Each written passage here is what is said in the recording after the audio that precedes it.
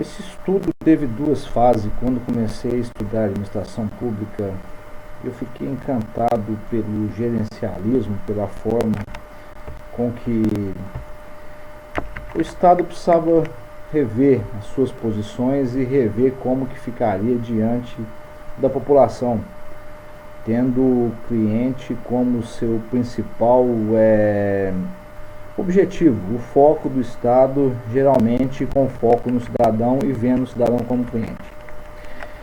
Depois de trabalhar na área, eu percebi que todo o trabalho que eu tinha feito, porque esse trabalho começou a ser feito em 2012, tudo que eu tinha escrito realmente, em tese, era para funcionar e funcionaria, mas na prática não funcionava. Na prática, o que a gente via é totalmente um estado onde as decisões eram tomadas arbitrariamente porque não se tinham direções a seguir. E cada vez que se muda uma transição de um governo para o outro, se muda tudo, se muda todo o processo, longe do gerencialismo proposto até então. Depois disso, passei a tentar entender como que funcionava isso, como funcionava a administração pública.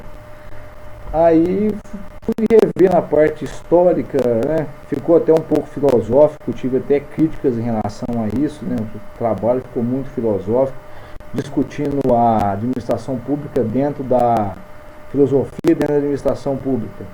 E o trabalho teve o foco de tentar entender por que nós somos passivos enquanto povo, não conseguimos nos organizar politicamente e, embora quase 500 anos depois 500 anos do nosso início de colonização e 200 anos da nossa separação de Portugal, nós ainda continuamos patrimonialistas. E, na minha concepção, nunca passamos pelo método de administração burocrático e nem tampouco estamos no método de administração gerencial. Na minha concepção, nós estamos patrimonialistas como estávamos há 200, 300 anos atrás. Esse estudo teve o objetivo de mostrar que após quase 200 anos da nossa independência de Portugal, nós ainda somos patrimonialistas. E quanto esse patrimonialismo afeta a administração pública em todas as esferas, na esfera pública, na esfera pública federal, municipal e estadual. Eu chego a brincar que nós temos pequenos reinados hoje, tanto a nível federal, estadual e municipal, que as pessoas que estão no poder, elas usam o Estado para fins próprios e não em função da população, como nós vemos atualmente aí nas prisões de N entes públicos que se apropriaram o Estado para fins pessoais e enriquecimento ilícito. No começo eu faço uma contextualização de como o Estado funcionava na época de Portugal, como Portugal cuidava de suas colônias, gerenciava suas colônias, né? E faço uma crítica ainda em relação à nossa passividade, porque quando a separação de Portugal, a elite brasileira da época não queria ser brasileira, ela não queria perder os vínculos com Portugal, ela não queria ser negra, não queria ser indígena, ela não queria ter uma origem própria. Ela queria estar próximo ao que tinha de mais moderno na época, que era Portugal, que era a Europa, que era a ascensão política, cultural. Então nós não queríamos, enquanto povo, ser brasileiro. Nós queríamos ainda sendo português e não queríamos perder o vínculo com a Europa, perder o vínculo que era de mais interessante no mundo na época. Por isso, nós não conseguimos, enquanto povo, termos um caminho a seguir, uma identidade própria. Nós não éramos negros, não éramos indígenas, nós éramos portugueses. Só que com um problema, quando Portugal veio para o Brasil, a coroa, o país já não era português. Ele é de fato português porque nós passávamos a ter a própria coroa portuguesa no Brasil, o que gerou um monte de problema que depois a gente vai voltar a discutir. Eu contextualizo também no trabalho o que seria essa nova gestão pública, as suas dificuldades, porquê da necessidade de se criar essa gestão pública gerencial, porque criar uma eficiência, porque se tornar mais competitivo, porque o Estado precisaria de ser mais eficiente. Eu faço uma contextualização histórica, porque com a mudança do cenário internacional, com a queda do Muro de Berlim, com o início da internet, com as quedas das barreiras físicas, o Estado tinha que se transformar. A globalização fez com que o Estado tivesse a necessidade de ser mais eficiente, de se tornar mais efetivo e mais eficiente, pois com a informação se ocorrendo cada vez mais rápida, o Estado necessitaria de cada vez mais rápido tomar posições para se proteger, para se tornar competitivo. Então, a necessidade de colocar uma administração menos rígida, menos engessada, se fez necessário para que o Estado se tornasse mais efetivo e mais eficiente com o passar do tempo, pois as necessidades macroeconômicas precisaria do Estado ser mais eficiente e mais efetivo. Na década de 80 isso se tornou de uma forma gritante, né? E foram buscar na gestão do setor privado um meio de aplicar no público.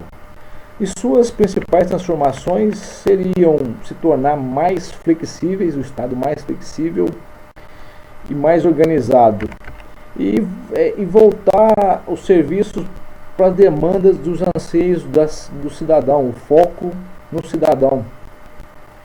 E isso foi buscado, esse conceito, dentro da administração privada. Desses conceitos seria o foco no cidadão, o princípio da eficiência, a busca pela qualidade, a descentralização, valorizar a mão de obra, valorizar o servidor.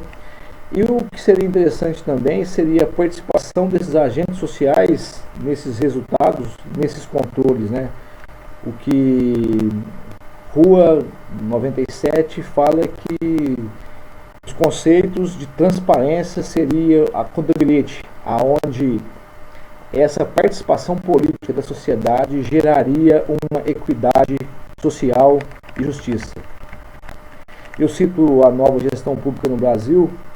Eu falo Bresser Pereira, eu acho que foi um dos principais articuladores dessa nova administração pública no Brasil, que durante o governo FHC, ele teve na Inglaterra, no Reino Unido, ele foi buscar isso lá, porque na época já se trabalhava isso na Inglaterra, já se propunha essa nova mudança. Quando a sua volta para o país, uma das principais coisas que ele chegou a citar era que o Estado competiria apenas ao Estado legislar, regularizar e fiscalizar. Inclusive, eu falo em uma fala minha no texto que é o seguinte: o Estado precisa se tornar mais leve e eficiente, mas quando ele se mete a fazer tudo, ele se torna ineficiente. Ao Estado competiria apenas gerar a demanda pelo trabalho, criar métodos reguladores e fiscalizar. Só assim o Estado se tornaria mais efetivo. Quando ele se mete a fazer tudo, ele não consegue ser nem eficiente nem efetivo. Esse estudo começou-se em 2012 e estava se prevendo, parece que eu previ o futuro, né? Me parece que recentemente no Senado Federal estão se votando uma lei para se terceirizar quase tudo. O fim do Estado é a terceirização, nós não temos uma outra opção. E esse estudo se trata de uma pesquisa qualitativa. O tema não pode ser mensurável, não pode ser quantificado. Então ele é os dados de pesquisa contextualizando toda uma parte histórica da administração. Eu preferi, para entender o todo, eu tive que buscar na história por que entender que a administração pública não funciona efetivamente. Eu tive de fazer essa busca. Foi-se buscado no passado, entendemos hoje o futuro. Foram feitos trabalhos pesquisa na área de administração pública, ciências sociais, sociologia, história, dentro de outras áreas da administração relacionadas ao tema proposto.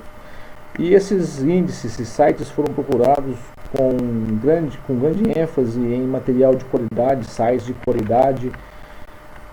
E no meio do tema eu procuro comentar a dificuldade quando os portugueses vieram para o Brasil trazendo o sistema de administrar eles. Eu fui entender como que eles funcionavam na época. E o sistema de administração português era baseado no absolutismo, que vinha da história romana, do direito romano, e um pouco do inglês também. Tem até uma frase de Luís XV que fala: o Estado sou eu e o rei nunca erra, mostrando que eles tinham dificuldade em separar o que era o Estado dos detentores do poder, né? O que acontece praticamente nisso. Durante o meu estudo eu me deparei com dois autores fantásticos, que é Raimundo Faro e Sérgio Buarque de Holanda, que contextualizam muito bem essas visões. E esbarrando no Homem Cordial de Sérgio Buarque, eu consegui entender o porquê nós somos passivos diante de nossa história, né? Nós somos passivos porque quando os portugueses vieram para o Brasil, trazendo todo o aparato, né, trouxeram todo mundo que tinha algum cargo importante na coroa, vieram para o Brasil e eles tiveram de ser adequados aqui. Então eles foram jogados para dentro do Estado. O Estado começou errado, já começou inchado, né?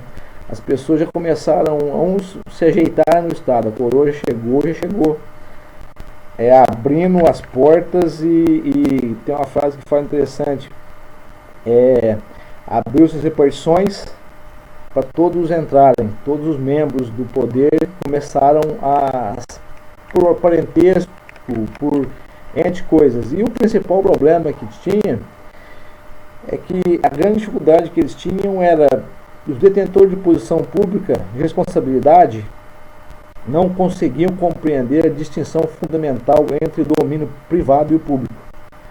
Isso foi o foco de todo o trabalho, essa dificuldade que até hoje nós conseguimos ver com essas prisões agora recentemente. Esse trabalho prevê um pouco o futuro, porque hoje nós temos essas prisões de pessoas que se apropriaram do público, dominaram pelo privado. Então tem essa dificuldade. E fala muito sobre isso, essa extensão da família, né? O Estado não pode ser visto como uma extensão da família, que o pessoal que se prega no país até hoje, uma coisa praticamente, acho uma aberração, onde você tem essa apropriação da extensão familiar, né? Os parentes passam a ser assessores, o nepotismo existe, embora seja contra a lei, mas se usa o nepotismo cruzado hoje, que eu acho uma aberração.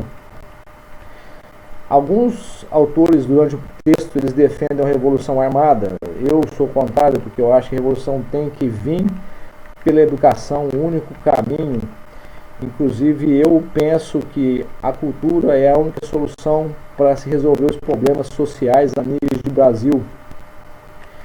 E a dificuldade nossa de se organizar politicamente vem que saímos do Império, entramos na República sem poder expressarmos as nossas vontades.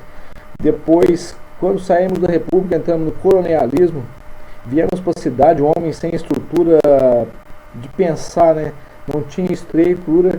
Depois caímos no colonialismo. E quando voltamos para a cidade com a possibilidade de pensar, vem a ditadura. Então, nossos avós, bisavós, eles não tiveram. Tanto é que você falar em capitalismo, socialismo e comunismo eram palavras de ofensa moral na época até então. Então, nós não temos, enquanto povo, todo mundo tem medo de se falar em política. E hoje nós vivemos isso de uma forma gritante. Nós somos o homem cordial de Sérgio Buarque de Holanda. E nós precisamos lutar contra isso, lutar contra essa forma de monopólio, de poder, de realmente detenção, de não ter a necessidade de pensar. Nós não precisamos pensar. Nós temos dificuldade de ser cidadão, de repensar. E a Igreja Católica também tem nesse ponto também um ponto fundamental, porque você precisava ver naquilo, acreditar no que não existe, você tinha que concordar com tudo, da forma com que era passado, você não tinha essa